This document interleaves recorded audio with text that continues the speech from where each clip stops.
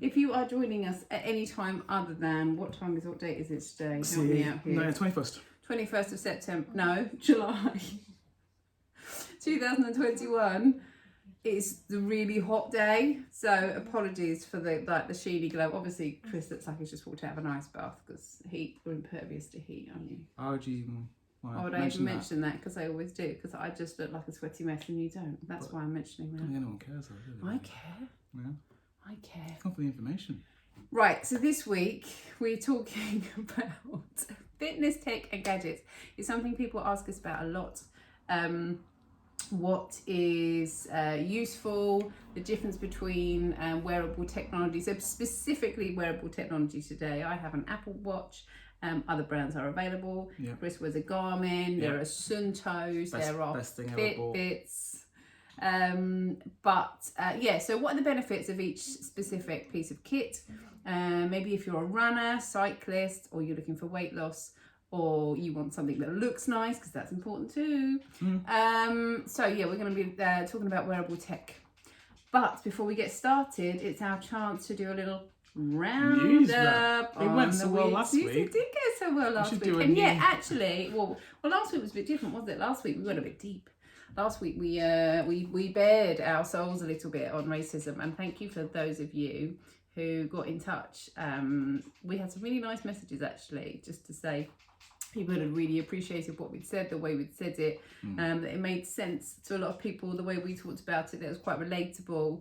Thank you for that. Thanks for getting in touch. And the other thing on that is that we really appreciate that you spent the time listening and absorbing. I think the main thing was, if those didn't hear last week's live, and aren't going to, it was more a balanced perspective, because quite often in the media you hear this very polarized view, a polarized argument, and the way that the discussion is laid out, that it's a battleground. It's a lot of anger, and it's not. It's often a middle ground, and or people are on the attack, so therefore those are on the defense. So we're just talking about from our experience, family experiences, and I'm trying to just get back to the realms of, let's have a conversation about it rather than make it such a polarizing. I'm struggling because you're really close to me because of this, and I'm really warm. So we thought we'd continue with the news, but we may come back to that at a later topic, because it's a later date, because there's a lot to break down in that. Yeah. And thank you. There's a lot to break down in what we talked about. We only talked about one aspect, not the broader aspect around that topic. But we thought we'd continue and do a news round update of the week. And so there was something early in the week that I've completely forgotten now that I was going to talk about. But so the Olympics are coming up around the corner. Actually, I thought it might be quite fun next week. I don't know what you think. If we did a sort of ones to watch in the Olympics, a little roundup of who we've spotted, who we've seen. What do you reckon? And on top of that, there are quite some obscure sports. Sorry.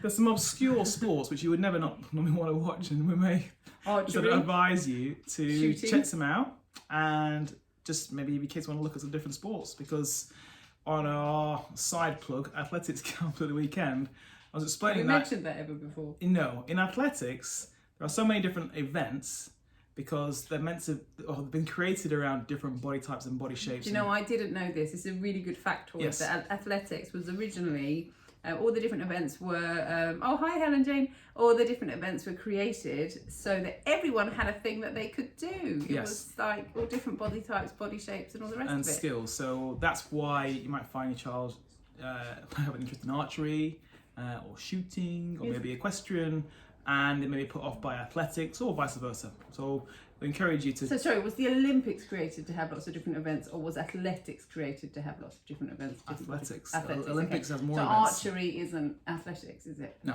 No, okay. No. So that's a little confusing. No, but athletics, Olympics encompasses a larger array. I understand that. I didn't know that. All right, thank you. Is golf in the Olympics this year? They scrapped that, didn't they? Well, they tried it. I didn't know whether it worked out. Right, okay, so we have some interesting things to discuss, and I think the main thing is about clothing. Yes. Clothing. Right. So this morning I happened to catch on the news whilst making pancakes that the lovely Olivia Breen, she's a Paralympian, she's on the squad this year. This will be her third Paralympics. She had been pulled up by a female official who suggested that her shorts were too revealing and that she needed to get some bigger ones. Now, these shorts, actually, I thought it might be one of those kind of angry arguments. When the girl came on to be interviewed, it was very reasonable. She was wearing a standard pair of GB pants. They look like gym knickers, but they're less hideous than the ones that we used to wear when we were at school that were designed to flatter no one. So the thing that was key, and I don't mind explaining this, when I was looking at this lovely girl, she's a jumper, so she has a lovely bottom. And I know from experience, daughter knows from experience, that some bottoms just aren't contained by knickers. The whole point of athletics, and Chris is always saying to me, is that no one really cares what you're wearing. The whole point of your garments are to facilitate you doing your sport. The garment is there for common decency only. However, I would argue that in some disciplines, let's talk male sprinters, that the garments really aren't there for common decency at all, are they? Because you can see considerably more when those men bits are jangling around, particularly in the lighter colours. This is my issue, isn't it? Not a grey tracksuit person. Yeah. And also sprinters from, unfortunately, countries that have lighter colours in their flag, maybe Ghana. The green ones, I think, are the worst. The Irish, sorry, anyone from Ireland, but those Irish tight cycling short type things, and the red ones are just, I have to look away. But this is the crux of the issue, that you're someone who's not from a sports background, looking at it from a fashion point of view. No, it's not fashion. No, it's not fashion. No, it's a fashion head, because you would never go out in something that you fear would be not too revealing, right? An athlete doesn't even consider whether it's revealing or not. All they care about is it has the bare minimum to be able to be more functional for their activity or their sport. But arguably, an Irish runner, or someone maybe from the Dominican Republic, a sprinter, I think that's a kind of light blue, is displaying more than the lovely Olivia Breen was when she had her sports shorts but on. You're saying one is different. My argument is you're using the same form of subjectivity on that sprinter. Yes. And I think both are wrong. So if the argument was about decency, that's what I'm talking about. But what you're saying is that actually fashion has come too far into athletics. Way too far. And even though the conclusion of this, or the outcome does appear sexist, it's not the vehicle. And a lot of people have come out saying, well, women don't want to do by men. And okay, let's just break that down a touch. Two different events, or two different disciplines. The Norwegian netball team have been told that beach volleyball team have been told that because they came wearing shorts and not in traditional bikinis, that they got a fine for wearing that. So we have two different stories, right? Again, women at the centre point, and people will say it's women again. Just hold fire and let me finish my thought, right? So I know where you're going with this. So women are being told that their shorts are too revealing. Women are told that their shorts aren't revealing enough. And then you have in golf. Here we go. So in golf, at certain clubs, you're not allowed to wear shorts, right? Men aren't allowed to wear shorts, but women can wear shorts. And if you do wear shorts, you've got to wear these ridiculous called +4s, the socks that go up to your knees. You can't have socks that are too short, because I was thrown off the golf course, I asked to leave, because my socks were too short. So we want to just put this in the box of complete madness, right? This is complete madness, but unfortunately it leans itself on people who have to maybe wear shorts or wear garments for a particular endeavour. If you just joined us, we are going to talk about fitness tech, but we're currently talking about the ridiculousness of athletes, the Paralympian this morning, different standards for what type of shorts are deemed to be appropriate in sports. Yes, and these standards are there in a lot of people have said, will this happen with male sport? Well, it does. Because of golf. It does. It does happen in athletics, and there is a code of conduct which is ridiculous. And it should be the athlete should be able to wear pretty much whatever they want. Now, the concern we have, because this stems even further into the world of fashion, because our daughter has got what's called a soul cap, a swimming cap, and this swimming cap, we had issues with her hair because it's so big and voluminous, which is great. However, no cap could contain it, so we bought her this special soul cap because a woman of mixed heritage who's swimming in the Olympics, said that she worked with the company and designed a cap which fit women who have thicker hair. Yeah. So yes, predominantly women who have... Marge Simpson, right? But floppy. So thicker hair, right? Yeah. And it works great for her. It is a bit loose and baggy at the back, but it's great. Marge Simpson. Now, they were told that soul caps cannot be worn at the Olympics because they don't follow the natural shape of the head like a tight swimming cap would, which is insane. And people again said, well, women are being told what to do and what to wear. No, that's down to sponsorship. It's Speedo. If this was Speedo saying we created this new hat for people to wear, give it a try, this would not even be an issue. So I think... Well, do you remember the era of the big suits, the long suits, and then there was a big hoo-ha about there were that, Speedos, yeah. That was a manufacturer debate. Some said, you can't wear that. Speedo said, well, it's fine. And then eventually one manufacturer won and then they banned it. So there are other battles happening with this. But what we're trying to point out is that look at the bigger picture of how silly and excluded or non-inclusive certain sports are, because they make people feel silly for wearing just things that you just want to wear to stay fit and active. I can remember walking into a golf club with you in Bolton wearing a skirt. Yeah. And every pair of eyes in the room looked round at my skirt. I mean, it didn't look like white woman, black bloke, but golf club in Bolton. I mean, quite unusual. It's only recently in golf that you can wear shirts without collars. So this silliness is everywhere.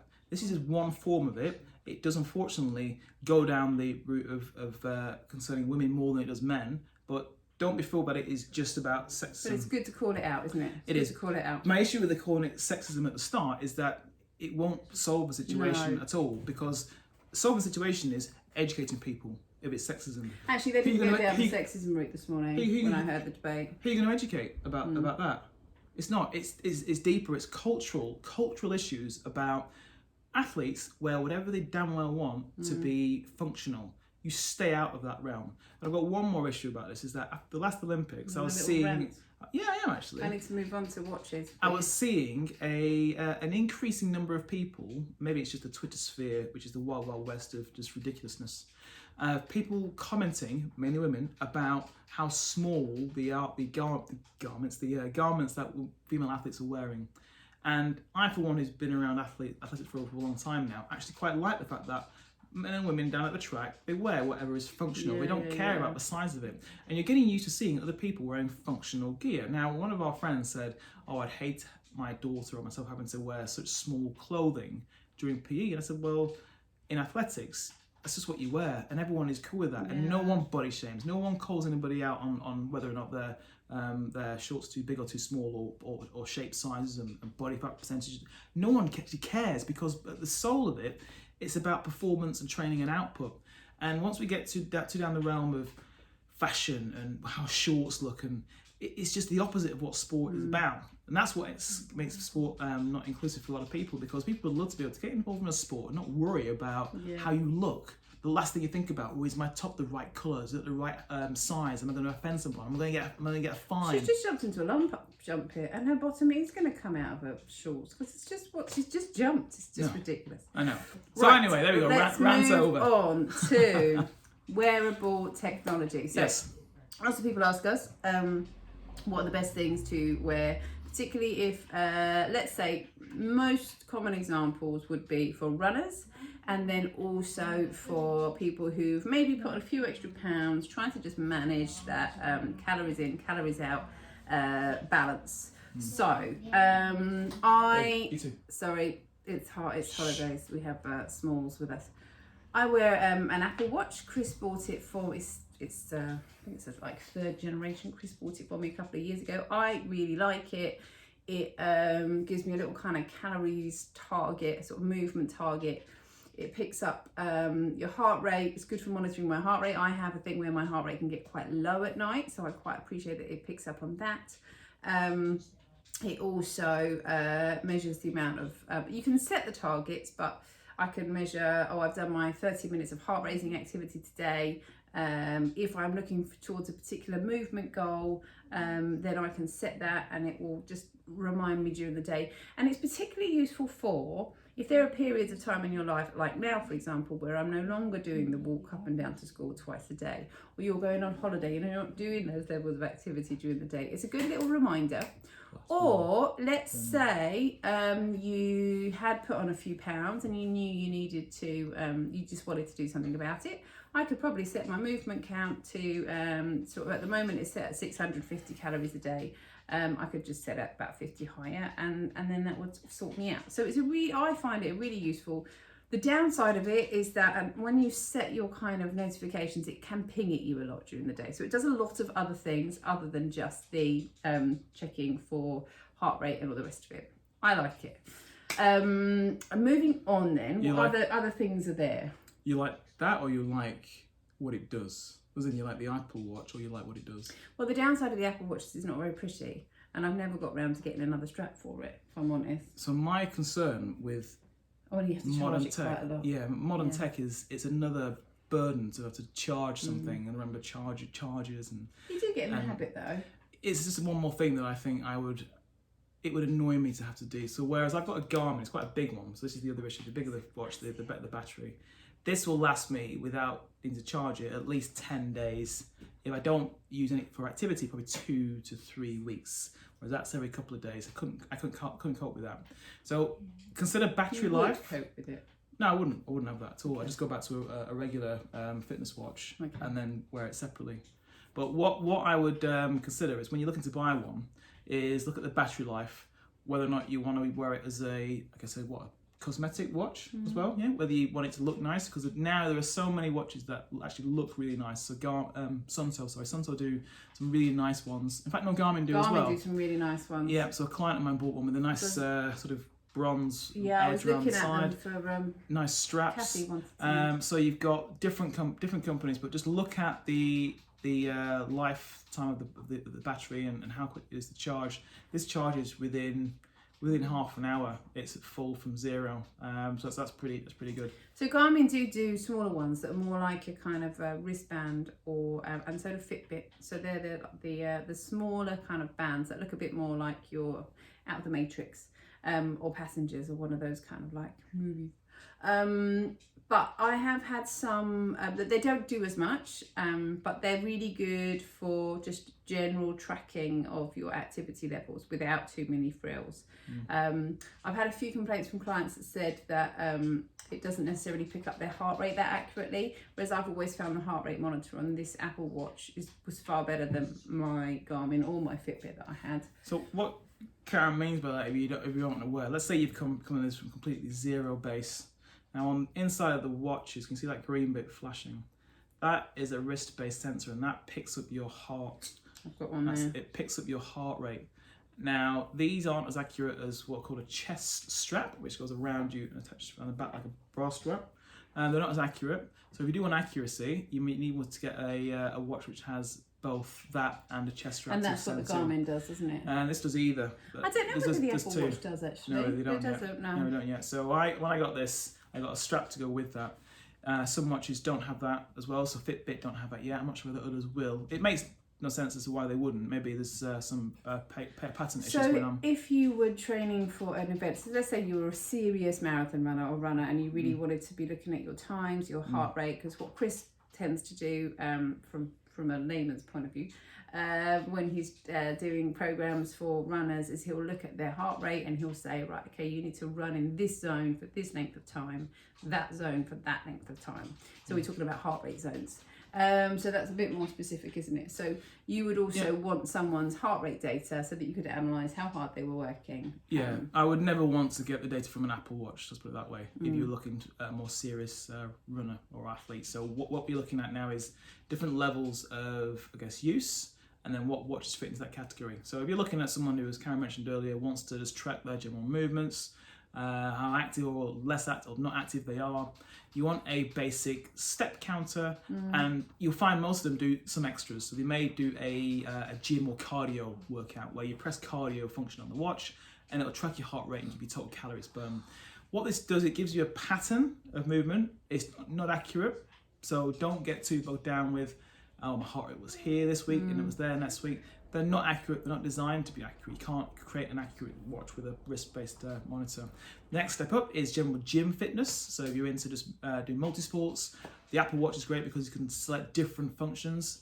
Some do it manually, automatically rather than manually. So let's say you start to swim, it picks up that you're in the pool, Yeah, and then it states that you're outdoor run, outdoor walk, indoor run, outdoor cycle, rowing machine, indoor cycle, elliptical, swimming. So it does pick things up like that. If you want let's say a runner's watch, for example, a runner's watch would be maybe not quite as big as this, but in a slimmer face, as there aren't as many features. However, the battery will be far superior to that as well, and with the chest strap it's more accurate, and it gives you a better breakdown of the data. What I love about Chris's watch is that it can track routes, can't it? It can map routes for you. Yes, so on there, again, because it's a multi-sport, actually what it is, it's almost like a phone where you can download apps to work on that. They've been improved ever since I've had the watch, but there's one already on that which is Navigate or Navigation, and there's a map which just you can see where you're going, and you can put on their points of interest, and it will direct you. Eventually that'll be touchscreen, and it'll be a nicer display than that. At the moment it's not, it's still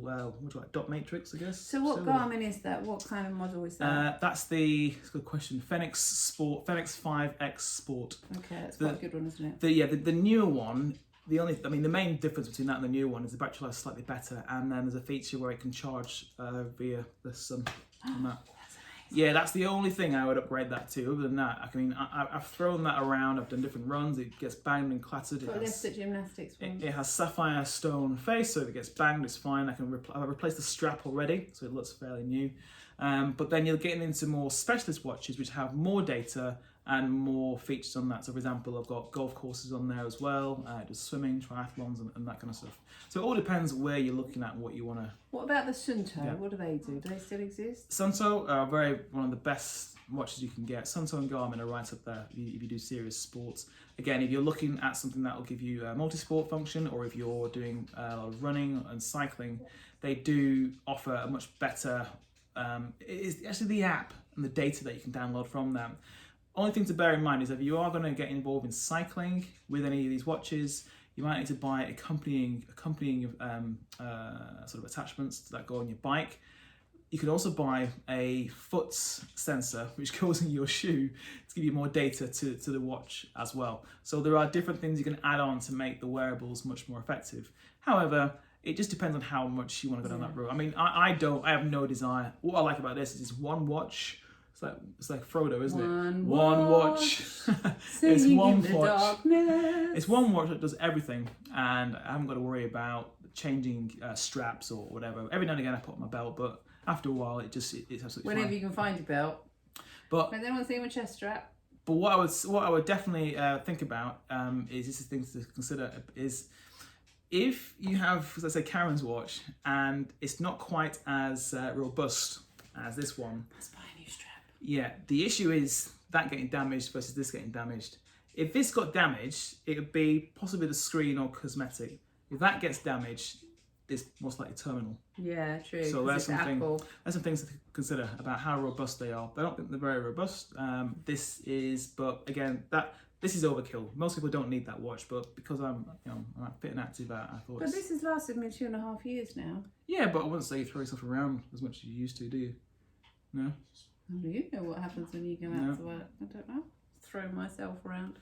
Not sure what I'm supposed to be doing. Yeah, so wearables. And then the other thing on that, two things. One is if you're just starting out, so as part of our Fit School Fat Loss Toolkit book, which is available on Amazon, correct, $7.99, yeah, or downloadable from us as well. Ebooks are available, but in there we talk a lot about creating calorie deficit, so monitoring your calories in and your calories out. So I would say actually some kind of tracker just makes that so much easier. It takes the guesswork out. I think it keeps you entertained enough. That's not meant to be patronising or derogatory. It keeps you entertained enough to be able to stay on track with your plan, because if every day you're roughly within a certain range, then it keeps you going for the next day. But if you're just guessing every day... No, I think it also stops... What I find really great about the tracker on my watch is that, let's say, you might think, I need to lose weight, right? So I need to do boot camp Tuesday, I need to do a body pump Thursday, and then I'm going to go for a run on Saturday. Now, you could do those 3 types of activities, but sit on your backside for the rest of the time. But think, because you've done your 3 classes, that actually you create a really good calorie deficit. Actually, I could probably out-calorie someone very easily by just doing a half an hour walk every day. And eating less. Compared with that. So I think it just takes the guesswork out. Yeah. It takes away a layer of uncertainty. What's the word I'm looking for? Denial. It Yes. helps you get your head out of the sand, Yes, stop you being in denial. Yeah. Because as we're always saying, it's the little stuff, it's the extra bits of movement, it's the extra activity that adds up when you're trying to, if you're on a weight loss mission, rather than if you were on a marathon mission, then obviously the running is really important, and you probably actually at that point in your life less concerned about calories, more concerned about your fitness target. So two very different goals. And actually when people say I've just started running, why am I losing weight? Probably not running that much. Probably not running as much as you think you are to get those gains. So let's look at that very quickly then and reveal some insights into our book, which can be on Amazon for $7.99. But the area in our book which that touches on if somebody has started running and they haven't lost weight are, as Karen mentioned, maybe not running long enough. Exercise and cardio can make you hungry, and you can replace the calories you've burnt very easily with food, and you can overeat and just overconsume the calories you've just burnt off. Finally, you may not be actually metabolizing fat and using fat as fuel. So there are different areas as to why you may or may not be losing weight. Now, what's important with that, if you start running, if you want to do that for weight loss, it should complement the weight loss or fat loss. It shouldn't be the primary feature of the weight loss. Yeah, really good point. So around the sort of eating better, eating habits, general movement, and then getting a healthier diet, the running helps to facilitate that, and that should be part of your overall goal. Don't start running thinking that that's going to be the only thing that's going to kickstart the weight loss or fat loss. Many people, and it's typically men who will say this, they'll say, "Oh, I just started running and the weight just fell off," and they're saying that to advise other people as to what will work for them. I can tell you I've been doing this long enough that I've known people who have ran for hours every day and the weight has not shifted whatsoever. And so there are other factors and other issues within their lifestyle which are preventing that. The other thing that I wanted to touch on, the last thing for me, is trackers for, and I'm aware of small ears in the room, trackers for children. Interesting topic. We don't ever want to delve into parenthood because it's nothing. Parenting or parenthood? Parenthood and parenting. We are parents. But I don't want to delve into our parenting and parenthood, as in a person who's entering into that realm. Because what you do with your own kids is your own concern. Yeah, okay. It's not for us to talk about. No, okay. However, what I will say is trackers and tech is with us now. We can't put the genie back in the bottle.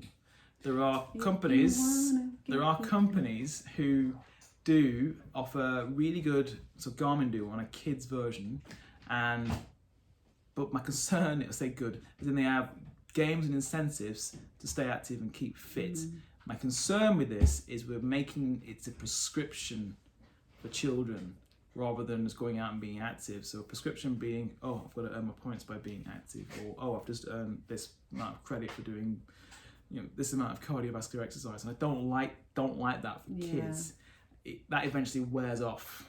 It does. It becomes more task orientated rather than feeling you're being active with your friends. So that's my only concern with that. I don't really like where that goes. You might find short term, someone will say, or a parent will say, oh, it's great because my child was, watching their calories or, being more active. I'd like to know what they're like in 2-3 months, let alone 2-3 years. Highly likely that child will not be doing that and that watch will be kicked to the curb, for something new. One last thing to discuss, discussion is, it was coordination. Yes. I want to talk about this very quickly. I'm really sleepy. Sorry, because I'm sitting there calm. My dulcet tones. Because on the weekend we had the first Fit School Athletics Camp. What was it again? Kids Athletics Camp. And we did the Thrill School. We call it new name. Thrill School. It's called Thrill School. fit-school.co.uk/athletics. Yes, it's a new term I thought up in about 10 seconds called Thrill School. Thrill School. Where we're teaching kids, young children, how to jump, how to throw. How to throw.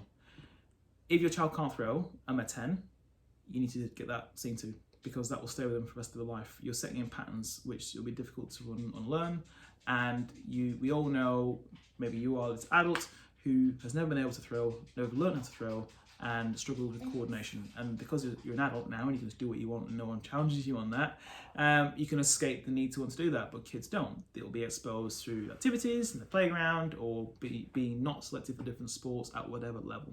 So it's important that kids learn to do this.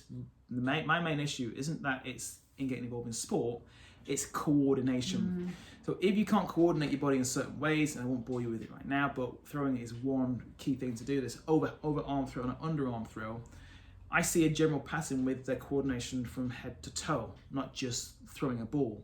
Now, I think coordination is akin to academic development, such as learning to read and write, English and maths and literature and comprehension. It's exactly all in the same category, and for some reason we've extracted it out and said no, that's unique to sport, when actually that is in the same category. So you're excluding physical development for your child, and you're instead allowing them to develop in other areas, and that gap's getting larger and larger and larger, and that contributes to that child believing that they can't do sport or they can't get engaged in activity because they're not sporty. No, it's not. You or you and your parents have chosen not to focus on this area. And I know one parent who came at the weekend and she said she's known this for a little while, and her son's handwriting improved because he started swimming, and just the coordination through his wrist and his forearm got better to the point where he could hold a pen properly. And this is what I mean, that they're all linked together. So I'm not talking about coordination to be the next Olympic champion. I'm talking about coordination which will stop you from, let's say, falling over and hurting yourself. Injuries, injury prevention, injury rehabilitation, brain function, brain development as well. All these are should be in the same category, and it shouldn't be separate to sport. So if you have concerns about coordination or you want to know more about that, do feel free to get in touch. And also, check out the videos. You'll see what some of the kids are doing down at the track. And if you think, oh, that seems interesting, I wouldn't mind knowing more about that, get in touch. We're actually going to put on some midweek taster sessions, aren't we? Because yes. Sadly, COVID meant that a few people have had to stay at home, and also people have got holidays because it's like the holidays. So yeah, we thought we'd put in a few extras. Although, funny enough, one of our fit schoolies got in touch with us and said, I want to do that and I'm a grown-up. Correct. So if you are a grown-up and you would like to go down to the athletics track with Chris and have a bit of fun, might even get the frisbees and the wet balls, the splat balls out for you as well, optional, then get in touch with us, because we think actually, given the lovely Jason got in touch and asked us that, we thought brilliant, completely. It's so inspiring getting down the track, and that's what a lot of the people, the mums particularly, said actually when they came, because it wasn't sexist, it was predominantly mums that did the drop-offs. What are dads doing? I don't know. But the mums do that. There might be sort of athletic blokes running around the track, and there were topless. but this is the thing, right? This is the message to all I say mums and dads, but it could be dads and parents and guardians. If you've got a young girl in your life, daughter, stepdaughter, whatever, get them outside and throw. Or throw inside. I'm a kind of person who never says, indoor sports are banned, no throwing things. No, learn to throw properly and learn where to throw, right? And throw at a target, not at the glass or the vase or the window. But we can play catch inside as long as your aim is spot on, right? I've got no issue with that. Doesn't mean in here is turned into a mini Wembley. No. It just means that you should be able to throw and catch something from one side of the room to the other. Pass me the ball. Thank you. That's my only rant about that. However, sidestep, we need to make sure that our girls, and now boys as well, but girls can throw. If girls can't throw, it's because they haven't been shown or taught. I'm now seeing this trend amongst young boys too, so it's going to be through like a boy and a girl will be an equal insult, in my opinion, over the next few years. But if girls can't throw, like someone who's gender neutral as well. If girls can't throw, it's because they haven't been shown or taught. Check out our Instagram. We're going up today, and I'll show you what a girl should throw like. And you'll see one of our best throwers. Yeah, she did great. Who can throw really well because she's been taught, and she's got an arm like a cannon when she gets it right. Yeah, she just won throwing, what was it she did? The longest throw at her sports day at school. Yeah, like a cannon. So just please, it doesn't take long. 10-15 minutes, just get a ball in the air, throw it backwards and forwards. Let's break some rules. I mean, we're talking about going full circle now, back to culture and tradition, and this is what stymies development. You know, just get out there and be active, and you know, let's break some rules and just throw inside. We're done now. Yeah. Aren't we talking about throwing? We're done with 5 minutes over. But thank you for joining us today, as ever. Share your thoughts with us on today's topics, which have been small knickers, tight pants, technical, wearable tech, and throwing like a girl. Correct. See you all soon. Bye. Bye-bye. Bye-bye.